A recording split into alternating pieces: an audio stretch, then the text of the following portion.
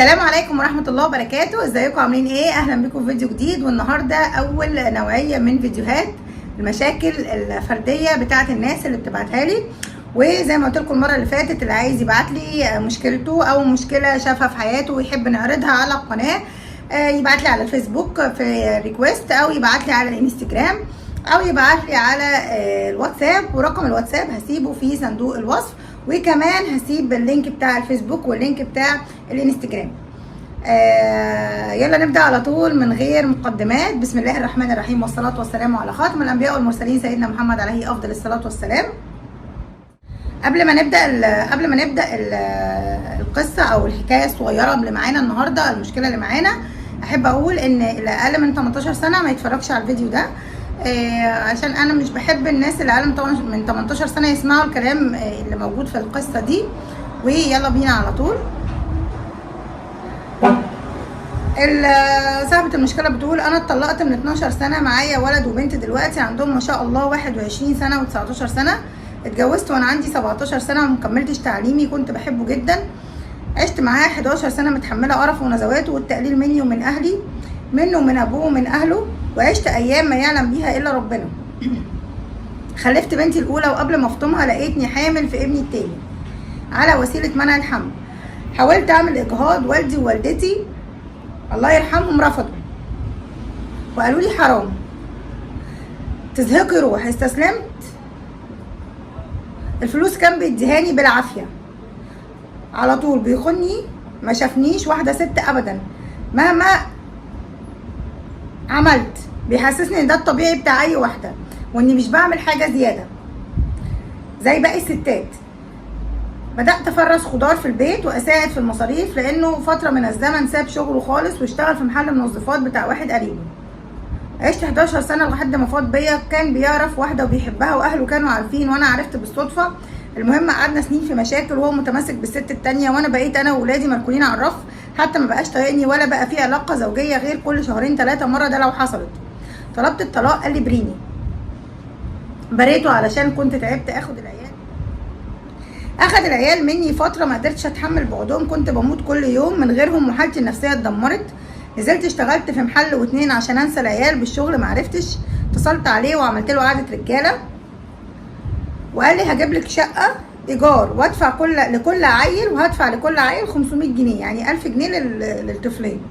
رضيت وقلت هشتغل واصرف عليهم، وامي وابويا كانوا في ظهري غلابه، بس اروح لهم يومين في الاسبوع ناكل لقمتنا واحنا مروحين. امي تديني من اللي عندها وتدي لاولادي فلوس، وكانت ماشيه 3 سنين وامي ماتت، وبعدها بسنه ابويا كمان مات، وبدات اعيش حياه صعبه. ولادي كمان كانوا بيكبروا ويشوفوا لبس اصحابهم واكل اصحابهم، عاوزين نجيب موبايل، عاوزين نجيب لبسنا نجيب من البراندات كذا وكذا. الوكاله والعتبه ما بقتش عاجباهم. عشت ايام صعبه، واخواتي محدش فيهم طل في وشي بعد موت بابا وماما، بل بالعكس باعوا كل حاجه وقسموا على حالهم وادوني نصيبي، بس مش حق ربنا. اخدت وسكت ومضيت على الورث بتاعي، وسكت عشان على اساس ان هم هيسندوني شويه في عيشتي، الفلوس دي يعني.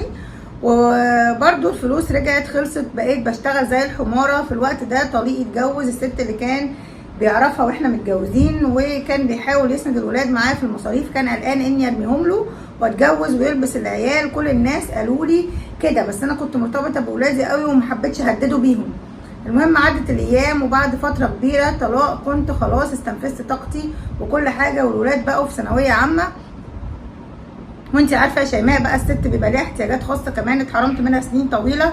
اتقدم لي 2، واحد مسافر بره مصر واشترط عليا اسيب ولادي واسافر معاه واجي لهم شهر في السنه، وكان محامي وغني. واحد تاني تاجر ملابس قال لي انه غني وثبتني، وقال لي نتجوز في السر، وانه منفصل عن مراته بس مش مطلعها عشان الولاد، كان عنده 5 عيال. انا في الوقت ده رفضت الاتنين. وفي يوم طليق الله اعلم عمل كده ليه، بس كان بيكدني ولا ايه قصده، راح متصل بيا، لقيته بيتصل بيا وقال لي مراته حامل. كان متجوز بقاله 5 سنين وما كانوش خلفوا. في اليوم ده الدنيا اسودت في عيني، ورحت قبر امي وابويا وقعدت اعيط لحد ما النهار راح. روحت وانا ساكته، وكلمني حد من اخواتي بالصدفه، حكيت له، قال لي انت لسه بتحبيه؟ قلت له لا، انا غيرانه على ولادي، ربنا هيجيب لهم الخير، بس هو اصلا بينقطنا بالفلوس وما عندوش عيال. هيعمل ايه لما يخلف عيال؟ المهم لقيتني وبدون تفكير ومن غير ما اسال ولا اتاكد ولا اقول لحد بتصل بالراجل التاني التاجر ده اللي اتقدم لي يعني. وقلت له انا موافقه على الجواز، واتصلت بطريقه وقلت له انا متقدم لي واحد كذا وكذا وظروفه كذا. قال انت فاكره نفسك ست لو عرفك على حياتك هيهرب، واتريق عليا. ده خلاني اصمم اكتر وبدون تفكير لقيتني بعمل كل الاجراءات حتى من غير ما اقول لاخواتي اني هتجوز. وبعد شهرين بالظبط اتجوزت. دلوقتي انا متجوزه وما طلعش منفصل مع مراته، بتتصل بيا تشتمني باقذر الالفاظ. هو ابن حلال مش مخليني محتاجه حاجه، بس على قده، كذاب من الدرجه الاولى. ما طلعش تاجر ملابس اصلا، لا طلع تاجر ملابس ولا معاه فلوس. ما حلتوش غير عربيه كحيانه مشغلها اوبر، وكان بيدفع الاولاد مبالغ كبيره جدا على تعليمهم، وانا بشتغل وبصرف على نفسي. لو عجبتني بلوزه بس يستناني بره وانا بدخل اشتريها. هو بياكلني وبيشربني بس.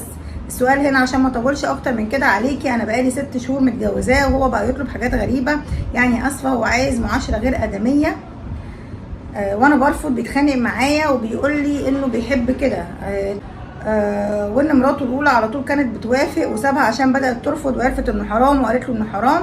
انا قريت ان الطلاق في الحالات دي حلال. هو شرط عليا لو اتطلقت ابريه واديله كل حاجه جابها لي. انا ندمانه خسرت كل حاجه، وهروح فين لو اتطلقت؟ اولهم حب ولادي وحضن ولادي ليا. انا مش عارفه اعمل ايه، قولي لي اعمل ايه.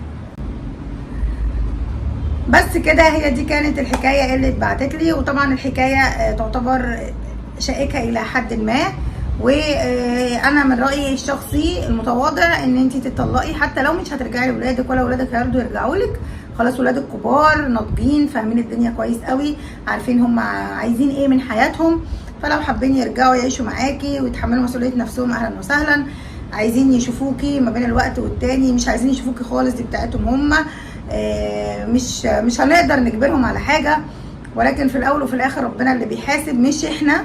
ولكن من ترك شيء لله عوضه خيرا منه. يعني اي حد بيسيب حاجه لربنا ربنا بيعوضه خيرا منها. انت دلوقتي عايزه تسيبيه علشان خاطر هو بيطلب منك حاجه حرام شرعا، ربنا ما احلهاش وما اجازهاش حتى، واحل فيها الطلاق. فعلا انا اعرف الموضوع ده، ان اللي يعني الطاعه للزوج او للاب او للام اي يعني الى اعلى درجات، ولكن فيما يخالف الله عز وجل خلاص بنقف عندها، خلاص ما ينفعش.